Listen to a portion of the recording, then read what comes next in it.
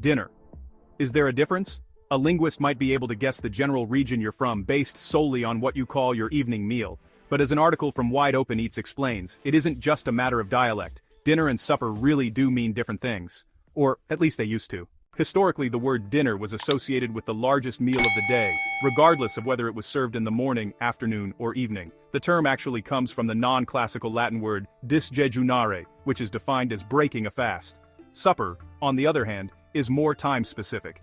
It stems from the Old French word souper, meaning an evening meal, and it's generally lighter than other meals served throughout the day. So, in other words, supper and dinner have more to do with the quantity of food that's served than the time of day that you feast on them. In the 1800s and maybe even earlier, Americans in some rural regions started calling their midday meal dinner, while supper was reserved for the evening meal.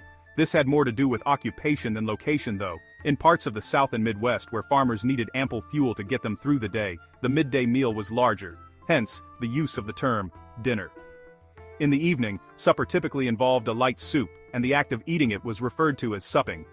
Interestingly, the word supper is related to Suppe, the German word for soup. This is still the norm in some parts of the US. As Wide Open Eats discovered through Google Trends, a search for supper is most common in Wisconsin, South Dakota, North Dakota, Minnesota, and Iowa. This is also the case in some parts of the South. As Southern Living notes, if you grew up in the South post-colonial era, however, chances are your association with the words have more to do with colloquial etymology rather than the time of day you sat down to eat. For example, you probably heard, "Supper's ready," just before mama or grandma placed a table full of delicious dishes before you. However, supper is seldom used anymore, especially among younger generations, and dinner's by far the more popular term nationwide.